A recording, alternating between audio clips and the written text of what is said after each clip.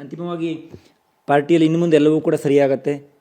ಯಾಕೆಂದರೆ ರಮೇಶ್ ಜಾರಕಿಹೊಳಿ ಈ ಹಿಂದೆ ನಿಮಗೆ ಸರ್ಕಾರ ತರೋದಕ್ಕೆ ಪ್ರಮುಖ ಪಾತ್ರ ವಹಿಸಿದ್ರು. ಕುಮಾರ್ ಬಂಗಾರಪ್ಪ ಅವರು ಮಾಜಿ ಶಾಸಕರುಗಳಾಗಿದ್ದಾರೆ, ಅವರಿದ್ದಾರೆ. ಒಂದು 10, 12, 13 ಜನ ಅವ್ರ ಟೀಮ್ ಇದೆ. ಅವರೆಲ್ಲರೂ ಸುಮ್ಮನೆ ಆಗಬಹುದು ಅನ್ನುವಂಥ ನಿರೀಕ್ಷೆ ಇದೆಯಾ ಸರ್? ಇನ್ನೂ ಕೆಲಸ ಇದೆ ತುಂಬ.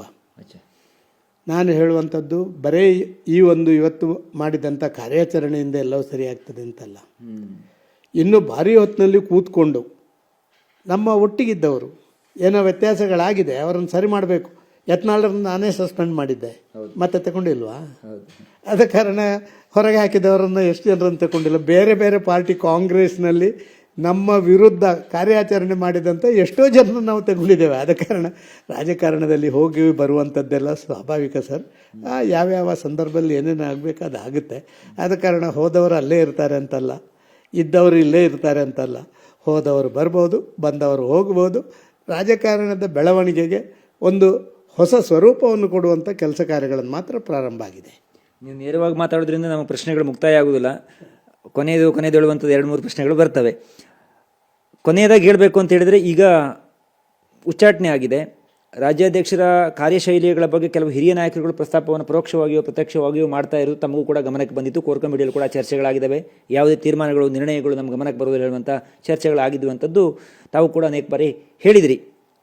ಈಗ ವಿಜೇಂದ್ರ ಅವರು ಕೂಡ ಕೆಲವೊಂದಿಷ್ಟು ತನ್ನ ಕಾರ್ಯಶೈಲಿಯನ್ನು ಬದಲಾವಣೆ ಮಾಡಿಕೊಳ್ಳುವಂಥ ಅಗತ್ಯ ಇದೆ ಅಂತ ಅನ್ಸುತ್ತಾ ಸರ್? ನಾನು ಇದನ್ನು ಬಾಹ್ಯವಾಗಿ ಮಾತಾಡೋದು ಅಷ್ಟು ಒಳ್ಳೆಯದಲ್ಲ. ನನ್ನಲ್ಲಿ ಒಂದು 3-4 ಸರಿ ಅಧ್ಯಕ್ಷರಾದ ಮೇಲೆ ಬಂದಿದ್ದರು. ಪ್ರತಿ ಬಾರಿ ಬಂದಾಗಲೂ ಕೂಡ ನನ್ನ ಸಲಹೆ ಸೂಚನೆಗಳನ್ನು ಕೊಟ್ಟಿದ್ದೇನೆ. ಬೇರೆ ಬೇರೆಯವರು ಕೂಡ ಅದರ ಬಗ್ಗೆ ಮಾತಾಡಿದ್ದಾರೆ. ನಿಜ, ಇವತ್ತು ವಿಜಯೇಂದ್ರರು ಅಧ್ಯಕ್ಷರಾಗಿ ದೊಡ್ಡ ಸವಾಲನ್ನು ಎದುರಿಸ್ತಾ ಇರುವಂಥದ್ದನ್ನು ನಾವು ಕಂಡಿದ್ದೇವೆ. ನಾನು ಪಂಚಮಶಾಲಿ ನಾಯಕ ಅಂತ ಹೇಳುವಂಥ ಆ ವ್ಯವಸ್ಥೆಯಲ್ಲಿ ಮುಂದೆ ಹೋಗುವಂಥ ಯತ್ನಾಳರು ಇವತ್ತು ನಮ್ಮ ಪಕ್ಷದಿಂದ ದೂರ ಹೋದಾಗ ಆ ಇಡೀ ಸಮುದಾಯವನ್ನು ಒಟ್ಟಿಗೆ ಸೇರಿಸಿಕೊಳ್ಳಲಿಕ್ಕೆ ಆಲ್ಟರ್ನೇಟಿವ್ ಹೆಂಗೆ ಮಾಡಬೇಕು ಅಂತ ಹೇಳುವಂಥದ್ರ ಬಗ್ಗೆ ಕೂಡ ಅವರು ಆಲೋಚನೆ ಮಾಡಬೇಕು. ಆದ ಕಾರಣ ಯಾರು ಅಧ್ಯಕ್ಷರು ಹೌದೋ ಅಲ್ವೋ ಇದರ ಬಗ್ಗೆ ನಾನೇನು ಹೇಳಲಿಕ್ಕೆ ಇಚ್ಛೆಪಡೋದಿಲ್ಲ. ನೀವು ನೋಡಿದಿರಿ, ಕೇರಳದಲ್ಲಿ ಯಾರಿಗೂ ಗೊತ್ತಿರಲಿಲ್ಲ ರಾಜೀವ್ ಚಂದ್ರಶೇಖರ್ ಅಧ್ಯಕ್ಷರಾಗ್ತಾರೆ ಅಂತ. ರಾಜೀವ್ ಚಂದ್ರಶೇಖರ್ನ ಅಧ್ಯಕ್ಷರು ಮಾಡಿ ಕೇರಳದಲ್ಲಿ ಒಂದು ಹೊಸ ರಾಜಕೀಯ ಅಧ್ಯಾಯ ಪ್ರಾರಂಭ ಮಾಡಬೇಕು ಅಂತ ನಮ್ಮ ಪಾರ್ಟಿ ತೀರ್ಮಾನ ಮಾಡಿದರ ಹಿನ್ನೆಲೆ ಕರ್ನಾಟಕದಲ್ಲಿ ಏನು ಸೂಚನೆ ಬರ್ಬೋದು, ಏನು ಮಾಡ್ಬೋದು ಅಂತ ಹೇಳುವಂಥದ್ದನ್ನು ನಾವು ಕಾದು ನೋಡಬೇಕಷ್ಟೇ. ಅದರ ಬಗ್ಗೆ ನಾವು ಏನು ಹೇಳುವಂಗಿಲ್ಲ. ಇದು ಡಿ.ವಿ. ಸದಾನಂದ ಗೌಡರು ಮತ್ತು ಕ್ಯಾಮರಾ ಪರ್ಸನ್ ಗುರುಮೂರ್ತಿ ಜೊತೆ ರವಿ ಶಿವರಾಮ್, ಏಷ್ಯಾನೆಟ್ ಸುವರ್ಣ ನ್ಯೂಸ್, ಬೆಂಗಳೂರು.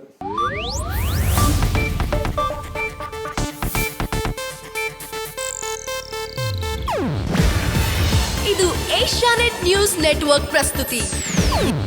ನೀವು ನೋಡ್ತಿದ್ದೀರಾ ಏಷ್ಯಾನೆಟ್ ಸುವರ್ಣ ನ್ಯೂಸ್.